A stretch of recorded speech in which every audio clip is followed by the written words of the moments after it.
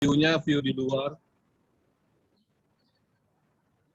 Dan alhamdulillah sudah bergabung bersama kita. Baiklah, oke. Ustadz Mul, kita mulai saja langsung untuk ya. Baik. Bismillahirrahmanirrahim. Assalamualaikum warahmatullahi wabarakatuh. Waalaikumsalam warahmatullahi wabarakatuh. Alhamdulillahirabbil alamin wa bihi nasta'in ala umuri dunya waddin. Wassalatu wassalamu ala asrafi anbiya'i wal mursalin sayyidina wa habibina wa syafi'ina wa maulana Muhammadin. Allahumma salli wa sallim wa barik sayyidina Muhammad wa ala alihi wa sahbihi wa azwajihi wa ahli baitihi ajma'in, amma ba'du. Yang terhormat Imam Besar Masjid Istiqlal, Profesor Dr. Kiai Haji Nasaruddin Umar MA, dan segenap pejabat dan pengurus Badan Pengelola Masjid Istiqlal, tanpa mengurangi ta'zim kami, tidak dapat kami sebutkan satu persatu.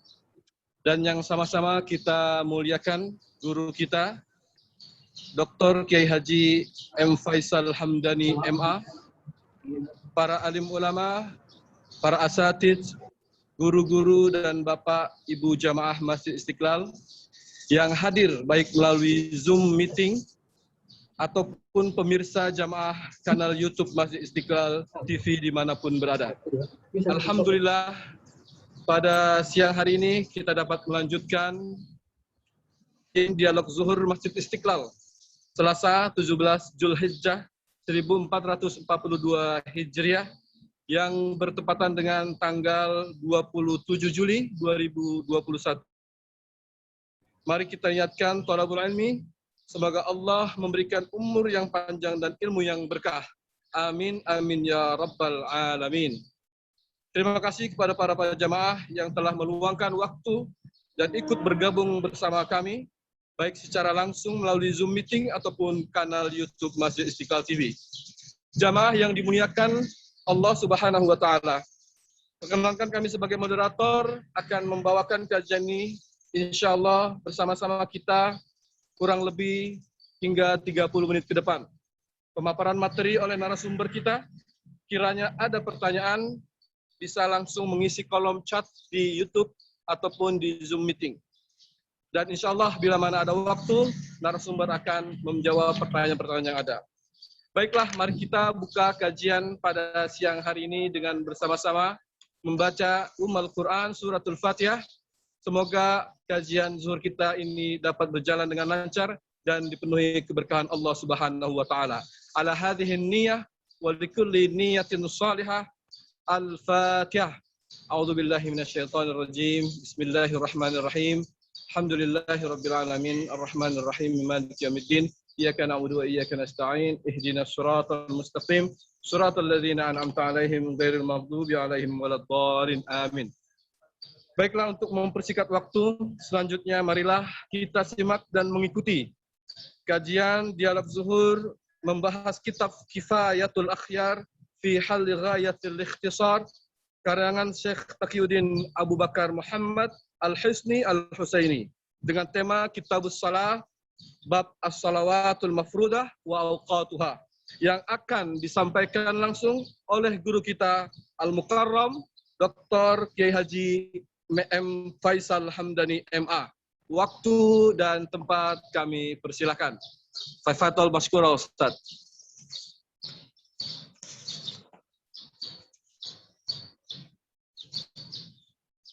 Baik. Assalamualaikum warahmatullahi wabarakatuh. Waalaikumsalam warahmatullahi wabarakatuh. Alhamdulillahirabbil alamin wa bihi nasta'in ala umuri dunya waddin. Allahumma shalli ala sayyidina habibina syafi'ina wa maulana Muhammadin wa ala alihi. Allahumma shalli. Amma ba'd. Ma'asyiral muslimin, jamaah ba'da zuhur yang dirahmati Allah Subhanahu wa taala. Mudah-mudahan Allah berikan kita kesehatan zahir dan batin. Allah lapangkan rezeki kita, dimudahkan urusan dunia dan akhirat. Dalam suasana COVID ini masih banyak saudara-saudara kita yang dalam kondisi terpuruk, kondisi sakit, dan mudah-mudahan Allah memberikan kesehatan. Dan kita tetap selalu setiap hari beramal dan berdoa, semoga musibah COVID yang kita jalani ini bisa dihentikan Allah. Dengan bahasa lainnya, mudah-mudahan virus corona ini dileburkan Allah ke ruang kosong ini, ditarik kembali, disudahi, sehingga kita orang-orang beriman ini bisa lebih banyak beribadah dan semakin dekat kepada Allah Subhanahu wa taala. Baik, Bapak Ibu jemaah yang dirahmati Allah Subhanahu wa taala, kembali kita kaji Kitabus Shalat, tentang salat. Sebagaimana kita ketahui bahwa salat ini adalah satu hal yang paling penting dalam kehidupan agama kita. Oleh karena itulah salat ini disebut dengan tiang agama. Tanpa salat, maka agama Islam ini akan rubuh. Seperti sebuah bangunan, kalau ada tiangnya yang runtuh, maka secara otomatis bangunan itu akan rubuh dengan sendirinya. Kalau tidak ada lagi sholat, maka umat Islam akan hening. Tak ada sholat jemaah, tak ada sholat zuhur, tidak ada sholat Jumat. Hening. Ya. Seolah-olah Islam itu seperti tidak ada jadinya. Maka dari itulah sholat ini menempati tempat yang paling urgen dalam Islam. Sehingga Nabi SAW pernah bersabda, "Awwalu ma yuhasabu bihil amri sholatuh." Yang pertama kali nanti dihitung dari seorang hamba adalah sholatnya. Wa in sahhat, kalau sholatnya itu sah, benar, bagus, ya, maka dia akan beruntung. Wa in fasadat, tetapi apabila sholatnya ini rusak, hancur, tidak dikerjakan dengan baik, tidak dipelihara waktunya, ditinggalkan, kemudian tidak dipelihara rukun syaratnya, tidak dipelihara lagi khusyuknya, karena sholat ini ada juga dalam bahasa Al-Quran, fawailul lil musallin, celakalah orang sholat. Celaka orang sholat itu kata Ibnu Taimiyah, yang pertama celaka karena dia meninggalkan sholat, yang kedua bisa dapat celaka tingkat kedua karena orang itu melama-lamakan sholat. Ya, ada juga hukumannya walau tidak seberat orang meninggalkan. Dan celaka karena dia lalai dalam sholatnya, nggak ada khusyuk sama sekali, sehingga sholatnya dilemparkan seperti kain buru. Nah, maka dalam kajian Kifayatul Akhyar ini, bab pertama yang dibahas dalam sholat adalah babus sholat mafrudah wa awqatiha. Ya. Sholat mafrudah, sholat yang fardu serta waktunya. Nah, sebenarnya kalau kita baca lagi ulang Kifayatul Akhyar ini, waktunya ini mengikuti waktu terbit matahari, tenggelam matahari. Saat ini memang tidak kita pakai lagi. Tapi kita sekedar tahu dan kita hubungkan dalam konteks hari ini. Hari ini kita sudah sangat enak karena tinggal melihat jam saja pakai ilmu falak. Ya. As-salatu bil lugha doa. Salat di dalam secara bahasa itu adalah doa. Sebagaimana dikatakan Allah, washolli alaihim, At-Taubah 103. Sholli alaihim, inna sholataka sakanul lahum. Ini berkaitan dengan zakat. Dan berdoalah kepada mereka Muhammad, atau berdoakanlah mereka wahai orang-orang yang menerima zakat, karena doa-doa kamu itu sakanul lahum, akan memberikan sakan, ketenangan hidup bagi orang-orang yang berzakat, yang bersedekah. Jadi secara bahasa itu, sholat itu memang doa artinya. Ya, washolli alaihim ay ad'u lahum. Ya, yang dimaksud dengan sholli alaihim, doakanlah bagi mereka. Nah, akan tetapi, ma'asyiral muslimin yang dirahmati Allah, walaupun arti bahasa sholat ini adalah doa, Tetapi tidaklah boleh kita sholat hanya pakai eling, pakai doa, karena dia tidak bersyariat. Kan ada orang di antara orang-orang itu, ada yang mengatakan walaupun sangat sedikit, sholat itu hanya karena sholat itu diartikan doa, maka sholat itu boleh eling aja. Nah, kalau udah eling dia, udah sholat dianggapnya. Ini keliru. Kenapa keliru? Karena Nabi tidak begitu. Dalam hal ibadah mahdoh, mencontoh Nabi itu sesuatu yang wajib. Sallu kama ra'aitumuni usolli. Salatlah kamu sebagaimana kamu melihat aku salat. Nah, salat ini merupakan rukun Islam, hal yang pokok, hal yang wajib. Maka cara kita, karena ada ibadah mahdoh pokok, mahdoh yang sudah fix ditetapkan Allah dan Rasulnya, maka tidak bisa tidak. Cara itu harus mengikut cara Nabi SAW. Ya. Karena Nabi SAW itu adalah perwakilan Allah Subhanahu Wa Taala di bumi, seolah-olah wakil Allah untuk menyuruh kita berbuat baik agar beliau dicontoh. Maka beliau disebut dengan uswah, suri tauladan. Ya. Uswatun hasanah. Laqad kana lakum fi Rasulillahi uswatun hasanah. Ini hanya berlaku bagi Rasul. Imam Malik mengatakan semua orang bisa disalahkan, ya, semua orang bisa diselisihi kecuali yang satu ini, menunjuk kuburan Nabi. Artinya semua ulama masih bisa kita salahkan, masih mungkin bersalah. Tapi ketika kita bicara Nabi, Nabi udah tidak ada salahnya lagi kan, karena maksum. Seandainya pun Nabi kelihatan seperti bersalah, sebenarnya itu memberi pelajaran bagi kita, gitu ya. Karena itu Allah menyuruh beliau memberikan pelajaran atau peringatan. Karena itu tugas beliau sallallahu alaihi wasallam. Masyiral muslimin, jamaah yang dirahmati Allah. Kemudian, adapun arti salat dalam syara, wa fi syar'i ibarah an aqwali wa af'ali muftatihatu bit takbir, mukhtatimatu bit taslim bi syuruh. Itu bahasa beliau kan. Adapun menurut syariat, salat itu adalah ibarah, ungkapan-ungkapan ang aqwal, baik dalam bentuk perkataan, wa af'alin atau perbuatan-perbuatan tertentu, ya, yang dimulai dengan takbir. Ya, iftitahnya adalah takbir. Ketika kita angkat takbir, Allahu Akbar, inilah awal dari salat itu. Nah, maka hampir bisa dikatakan, hampir seluruh ulama mengatakan bahwa takbiratul ihram ini, pembuka sholat ini adalah rukun yang kalau kita angkat takbir, kita tidak boleh tidak mengingat Allah. Al-Ghazali dalam Ihya Ulumuddin mengatakan, Allahu Akbar. Kalau kita waktu niat itu, takbiratul ihram tidak ingat Allah, maka sholatnya dianggap fasad, batal. Ya, fasad. Karena waktu niat itu memang kita harus ingat Allah. Itu tempat yang wajib. Ya, di tingkat awam, baik pun awam atau ulama, itu tempat wajib. Bagaimana mungkin kita berniat menyembah Allah, tapi yang kita ingat batu? Kita katakan Allahu Akbar, tapi Allah itu kecil dalam hati kita. Nah, ini kan ada kemunculan seperti kemunafikan atau ketidakkonsistenan antara kata dan hati kita. Maka saat kita mengatakan Allahu Akbar, ya wajib ingat Allah di situ. Takbir itu. Jadi mulai dari takbir, kemudian diakhiri dengan salam.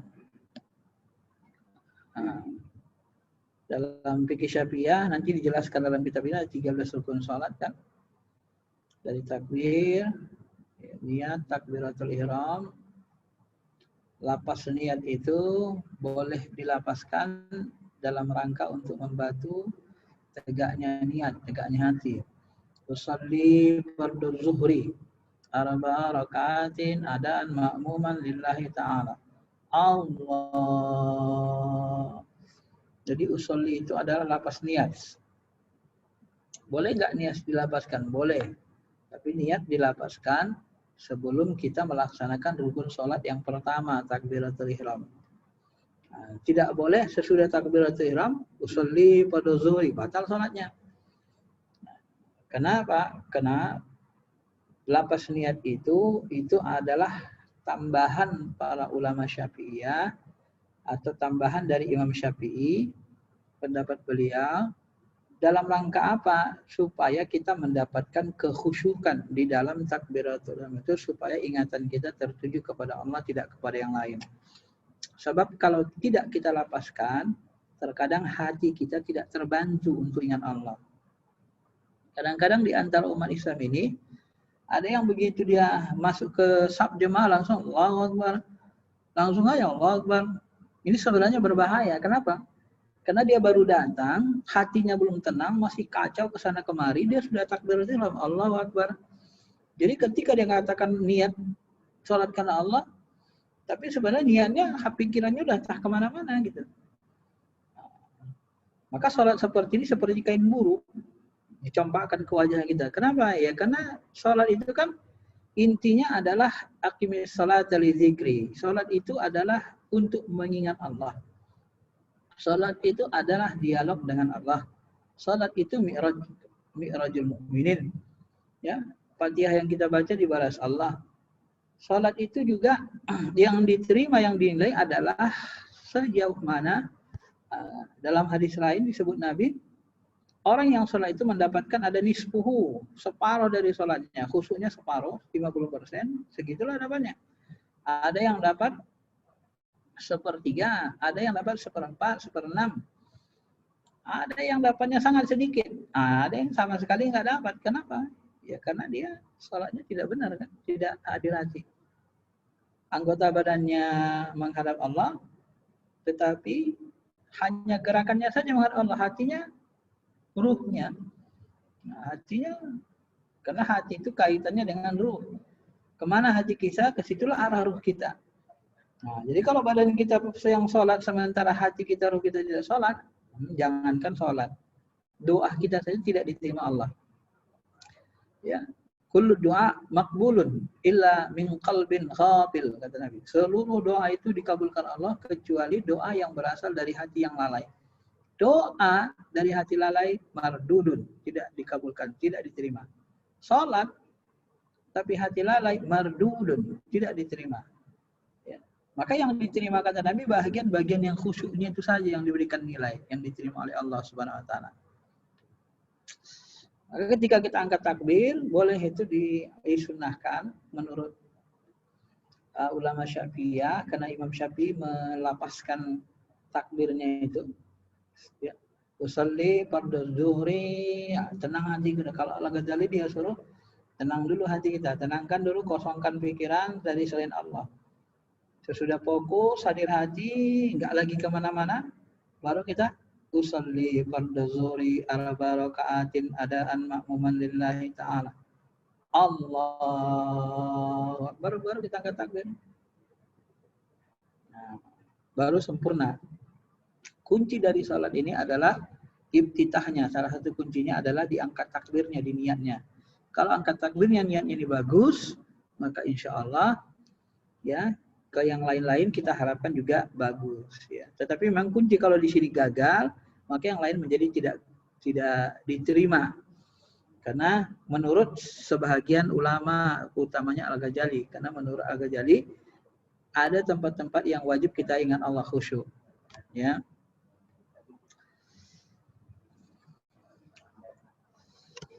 Nah, kemudian lanjutkan lagi, wal aslu fi wujubiha qaulin ta'ala. Adapun dalil asal kewajiban salat 5 waktu ini, salat ini adalah firman Allah Ta'ala, aqimis shalah, dirikanlah salat. Al-Baqarah ayat 43. Nah, aqimis shalah, dirikanlah salat. Di dalam kaidah usul fikih, ketika ada amar, perintah, dan perintah itu tegas, aqimis shalah bil amar, perintah. Perintah itu mengandung makna wajib. Ya, kecuali perintahnya tidak tegas. Apa ciri perintah itu tegas? Ciri perintah itu tegas kalau ditinggalkan kita mendapat dosa. Maka orang yang meninggalkan sholat itu masuk neraka. Ya, maka Imam Syafi'i mengatakan orang meninggal man tarakas sholata, kata Nabi, man tarakas sholata muta'ammidan faqad kafara zihar. Barang siapa meninggalkan sholat maka dia telah kafir secara nyata. Imam Syafi'i katakan orang yang tidak mengakui kewajiban sholat kafir, dia kafir. Karena sholat itu salah satu rukun Islam. Adanya Islam kita dengan 5 perkara, 5 rukun. Salah satunya sholat. Kalau rukunnya hancur, satu, maka hancurlah keislaman kita. Maka dia, Imam Syafi'i tegas, dia kafir. Memang Nabi mengatakan begitu. Kecuali ada perdebatan, kecuali orang yang malas sholat. Kalau karena malas dia tidak masuk kafir. Tapi namanya fasik, berdosa besar gitu ya.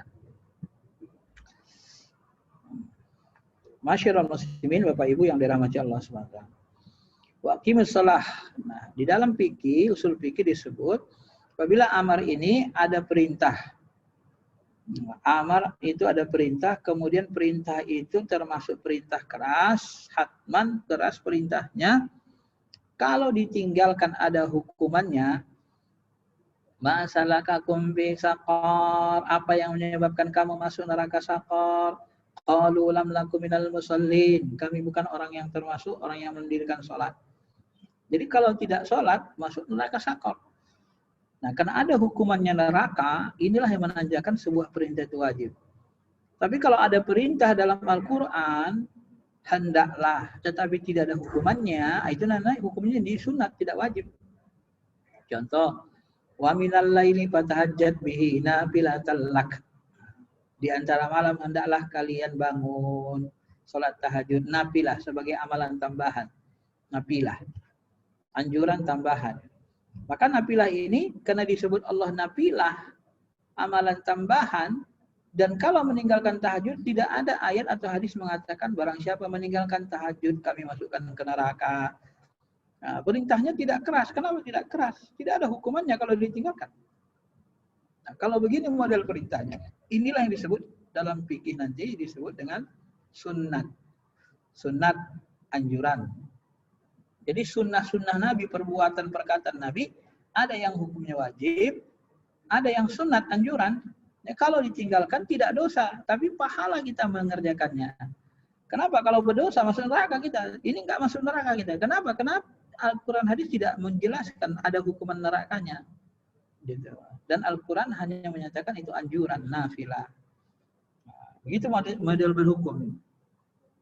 Tidak seperti sebahagian orang ada yang menyalahi ya kaidah hukum Islam ini. Ya, mereka menganggap hukum itu sunnah bid'ah. Mereka menganggap hukum itu sunnah bid'ah. Sunnah bid'ah itu sebenarnya bukan hukum. Sunnah itu kan perkataan perbuatan Nabi. Bid'ah itu sesuatu yang tidak dikatakan, tidak diperbuat Nabi. Itu bukan hukum. Perkataan Nabi, perkataan saya tidak hukum. Perkataan Nabi mengandung hukum atau sesuatu yang dijatuhi hukum. Karena hukum itu adalah isbatu syai' ala syai', menetapkan sesuatu pada sesuatu. Nah, hukum itu itulah hukum yang takhlifi dengan hukum wadi. Hukum takhlifi itu yang 5 tadi, ada wajib, ada sunat. Kalau wajib dikerjakan pahala, tinggalkan dosa, masuk neraka. Kalau sunnah dikerjakan pahala, ditinggalkan tidak dosa. Inilah hukum namanya, tidak. Inilah hukum, ini disebut hukum takhlifi namanya, takhlifi. Hukum pembebanan kepada orang-orang yang dewasa, baligh, berakal. Maka syarat wajib sholat itu nanti adalah Islam, karena Islam, baligh, berakal itu termasuk syarat wajib sholat. Kalau orang kafir nggak wajib, kalau nggak baligh, anak-anak belum wajib. Kalau berakal wajib, tapi kalau nggak berakal gila nggak wajib. Nah, makanya disebut taklifi. Taklifi itu berasal dari kata kallafa yukallifu, taklifan, dibebankan, gitu ya, dibebankan kepada kita. Hukum taklif itu 5. Nah, jadi wajib, sunat atau mustahab, kadang-kadang disebut nafilah, kadang-kadang fadilah, kadang-kadang disebut lagi dengan istilah mandub, kadang-kadang tatawwu, gitu kan. Itu semuanya anjuran, sama, hampir setara dia. Hanya sebagian ulama membedakan dikit-dikit gitu ya. Ada berdasarkan dalil yang ahad, sahih, ada yang berdasarkan dalil yang hasan gitu. Masyarul muslimin, bapak-bapak, ibu-ibu yang dirahmati Allah. Nah, maka sunnah itu, kalau sunnah bid'ah itu ilmu hadis, bukan ilmu hukum. Jadi sunnah itu perkataan perbuatan Nabi, ya, bukan hukum. Mana ada disebut misalnya apa hukum salat 5 waktu? Hukum salat 5 waktu sunnah Rasul. Ya salah lah. Hukum salat 5 waktu itu wajib, bukan sunnah Rasul. Cuman sunnah Rasul itu perbuatan Rasul. Salat wajib itu perbuatan Rasul, sunnah, tapi sunnah yang wajib, yang terhukum wajib. Bagaimana dengan salat sunnah, salat nafilah, salat rawatib? Itu sunnah Rasul juga, tapi yang terhukum sunat, anjuran gitu loh. Tahajud anjuran. Jadi anjuran itu mustahab, sunat itu yang disebut dengan hukum yang 5. Bagaimana yang meninggalkannya haram? Nah, itu yang disebut hukum haram. Meninggalkan sholat 5 waktu haram. Meninggalkan yang sunnah, yang tatawwu, ya, rawatib, sholat rawatib, itu makruh, kebalikan dari sunnah, dibenci. Sayang, ada waktu kita untuk menambah fadilah amal, kebaikan kita tinggalkan, kan sayang. Jadi kita nggak suka Tuhan, karena kita sayang kan, kita lewatkan begitu saja. Nah, dan itu, maka dalam Al-Quran, ketika Allah katakan waqimis shalah, dirikan salat, itu maknanya wajib. Dari mana kita wajib tahu? Ada amar, kemudian ada hukuman meninggalkannya. Ai hafizu 'alaiha. Wal ahadits fi dzalik, adapun hadis-hadis yang memerintahkan salat ini katsiran jiddan, sangat banyak sekali. Wal ijma' munaqid 'ala dzalik, dan secara ijma' sudah menjadi akidah, diyakini bahwa salat 5 waktu itu adalah ijma'. Sudah disepakati ulama. Ya. Kemudian wa bada bi dzikri awqatiha li annaha umur salat ma'rifat awqatiha.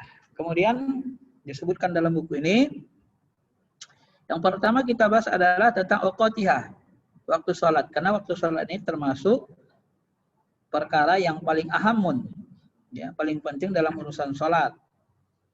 Di anna yadkhul waktu, kalau sudah masuk waktu sholat maka wajiblah kita melaksanakannya. Dan sholat itu ditentukan waktunya, nggak asal-asalan kita. Seperti kata Allah, inna sholata kanat 'alal mu'minina kitaban mawquta. Sesungguhnya sholat itu ya, ditetapkan kitaban mawquta, waktu-waktunya kitaban, sudah ditetapkan Allah, diwajibkan Allah Subhanahu wa taala. Bagaimana dengan waktunya? Dalam sebuah hadis panjang dikatakan, ya, waktunya ini sholat zuhur. Ya, sholat zuhur itu waktunya zawali waktiha, zawal syamsi. Awal waktunya adalah ketika matahari tergelincir, sedangkan akhirnya adalah jika bayangan segala sesuatu sama dengan bendanya setelah tergelincir matahari. Kita di Indonesia udah enak, lihat jam saja kan.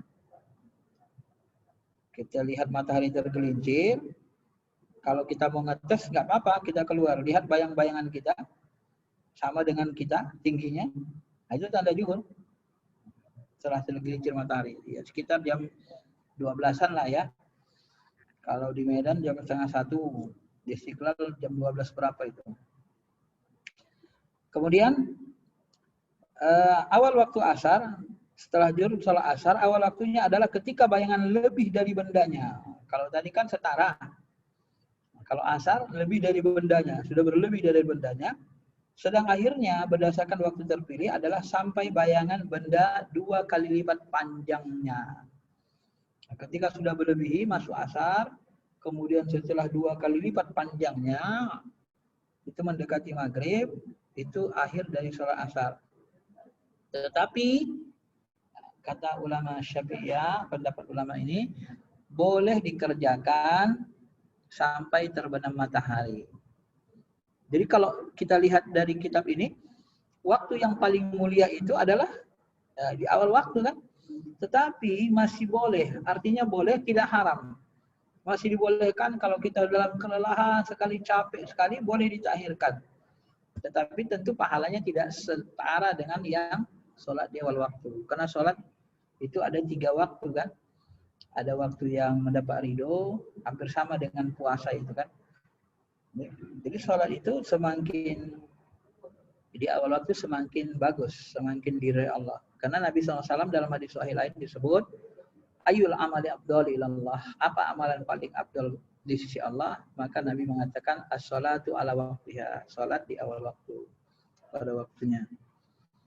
Nah, tapi kalau nanti kita mau sholat, ya tahu-tahu setelah 4 rakaat, 3 rakaat, rakaat keempat masuk maghrib. Nah, itu ulama dalam kitab ini, ulama Syafi'iyah mengatakan berdasarkan hadis sahih, kita sudah masuk, kita mendapatkan asar, dihitung sudah dapat asar juga. Walaupun sebenarnya 1 rakaat itu masuk ke dalam maghrib. Tapi ini termasuk pilihan waktu yang jelek bagi pelaksana sholat ya. Sebaiknya dihindari sebisa mungkin. Kemudian sholat maghrib. Maghrib ini waktunya adalah hanya satu, yaitu ketika matahari terbenam. Jika matahari terbenam, masuk sholat maghrib. Nah, kalau ulama Syafi'iyah, sholat maghrib ini pendek.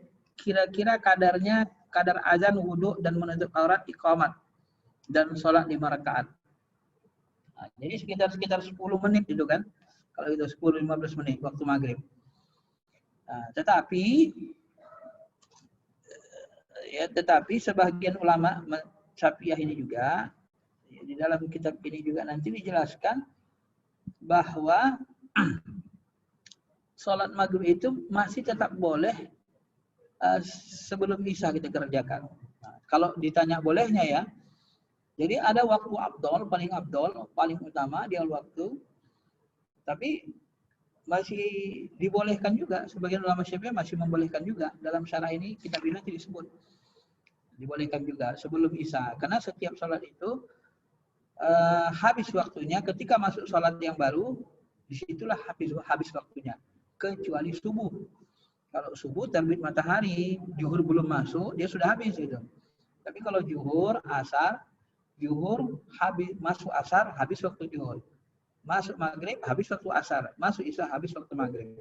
Kecuali subuh. Ya. Tetapi ulama Syafi'iyah banyak yang mengatakan sholat maghrib itu termasuk di kifayat al-hayat ini adalah waktunya hanya sekitar 10-15 menit lah. Kadar kira-kira azan, wudu, nutup aurat, iqamat, sholat. Ini waktu paling abdolnya. Sebenarnya waktu yang dipilih Nabi itu sangat singkat ya, waktu maghrib. Maka waktu maghrib ini kan kebanyakan masjid biasanya tidak ada qobliyahnya. Qobliyah masjidnya itu jarang-jarang masjid ada yang qobliyah maghribnya kan. Dan Nabi pun tidak melakukannya, jarang-jarang. Kalau ada masjid yang melakukannya, ya boleh-boleh saja. Karena ini masalahnya masalah yang sunnah mustahab, furu, bukan masalah yang pokok wajib. Kemudian yang keempat adalah sholat isya. Sholat isya itu waktunya apabila mega merah hilang.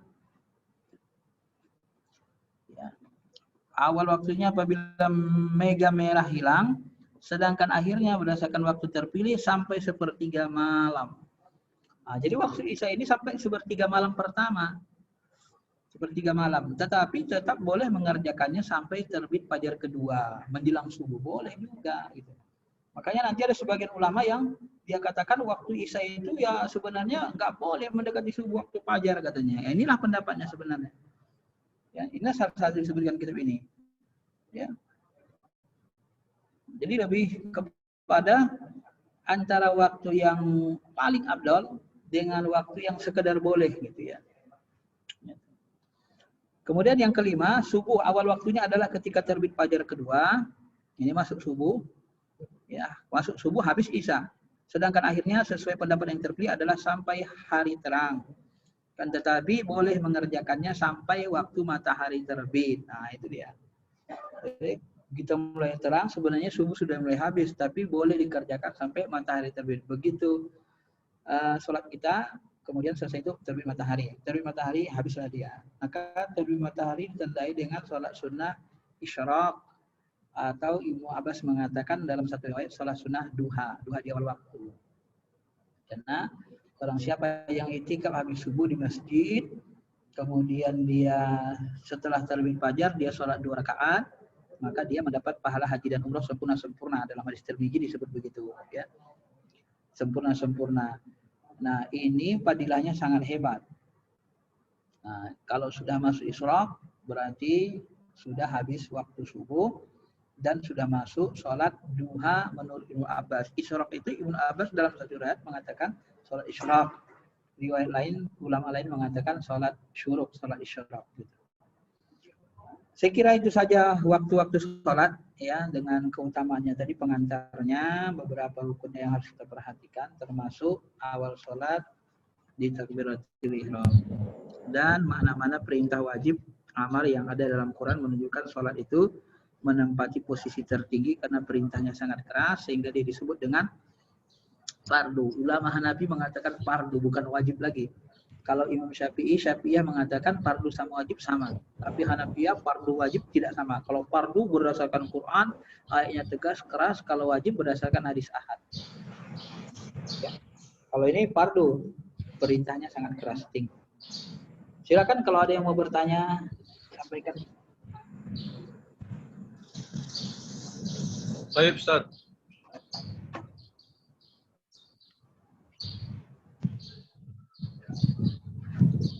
Untuk pertanyaannya kami buka. Terima kasih kepada guru kita Al-Mukarram Dr. Kiai Haji Ahmad Faisal Hamdani MA atas pemaparan materi tentang babus salat, babus salawat al-mafrudah wa awqatuha, yang kita mungkin ada satu pertanyaan Pak Kiai terkait tentang sebetulnya tidak termasuk dalam kitab sholat ini, tapi ada pertanyaan tentang arti kata salawat itu. Salat dan salawat itu kan masih dalam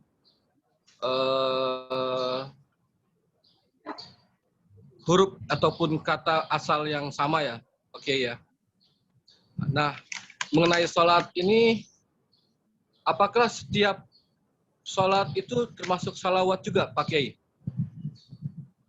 Pertanyaan sederhana seperti itu. Iya. Ini saya belum mendapatkan sumber kitab untuk menjelaskan tentang ini, tapi dari ulama-ulama kita, guru-guru kita, coba kita perhatikan ketika kita bersolawat ya, solawat.